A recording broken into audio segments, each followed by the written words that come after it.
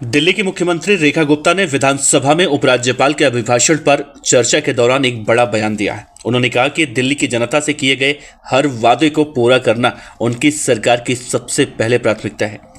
उन्होंने पिछली सरकार यानी अरविंद केजरीवाल और आतिशी मरलेना की सरकार पर निशाना साधते हुए कहा कि अब विधानसभा को जनता के हित में नीति निर्माण के लिए इस्तेमाल किया जाएगा, न कि सिर्फ प्रचार के लिए।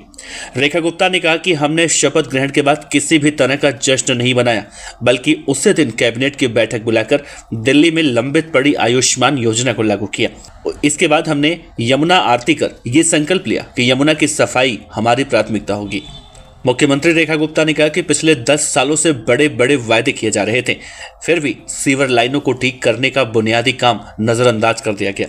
विधानसभा में मेरे दूसरे दिन पूर्व मुख्यमंत्री आतिशी मेरे कार्यकाल में आई।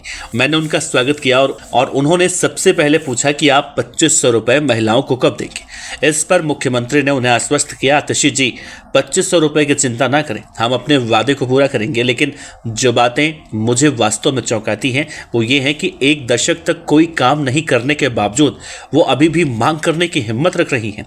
जब वो सरकार में थे तो उन्होंने अपने समय धरने पर बैठकर बिताया और आज भी वही कर रहे हैं जो करने के लिए वो आए थे। वो एक धरना पार्टी है।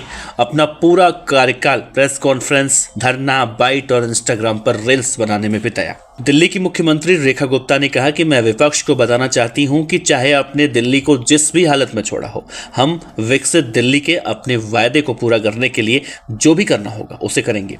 पिछली सरकार ने सिर्फ और सिर्फ प्रचार पर अपना ध्यान केंद्रित किया था, लेकिन जमीन पर किए जाने वाले वास्तविक काम नहीं किए। उन्होंने कहा कि आम आदमी पार्टी के नेशनल कन्वीनर और पूर्व सीएम अरविंद केजरीवाल ने अपना शीश महल खड़ा कर दिया, लेकिन दिल्ली के बेघर और झुग्गी वासियों के बारे में कभी नहीं सोचा। उन्होंने शौचालयों पर करोड़ों खर्च कर दिए, फिर भी उन लोगों के लिए नहीं खर्च किए जिन्हें इनकी सबसे ज्यादा जरूरत है। रेखा गुप्ता ने कहा कि केजरीवाल ने शीला दीक्षित की सरकार द्वारा किए गए काम को सिर्फ अपने काम के तौर पर पेश किया और प्रचारित किया। उन्होंने ये भी कहा कि जब पत्रकारों ने मुझसे पूछा कि हम लोग सीएजी रिपोर्ट एक साथ पेश क्यों नहीं कर रहे हैं, तो मैंने कहा कि हर रिपोर्ट इतना भारी है कि हमारे विधायकों को उन्हें पढ़ने में समय लग जाएगा।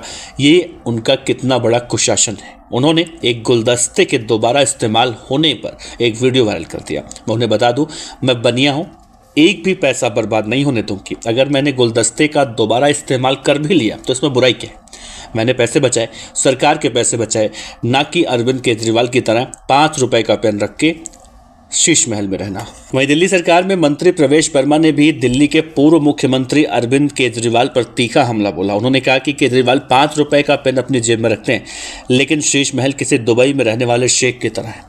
केजरीवाल ने सबकी झूठी कस्में खाई। केजरीवाल ने अपने माँ बाप का भी इस्तेमाल मार्केटिंग के लिए किया, व्हीलचेयर पर वोट दिलवाने लेकर गए। उन्होंने कहा कि बीजेपी की सरकार सबकी सरकार है।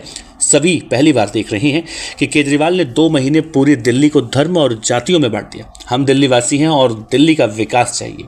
हमारी सरकार सभी की सरकार है। हम ज़रूरतमंदों के लिए योजनाएं और सोशल वेलफेयर स्कीम लेकर आएंगे। महिलाओं को 2500 रुपये प्रतिमाह जो देने का वायदा किया था वो जरूर देंगे।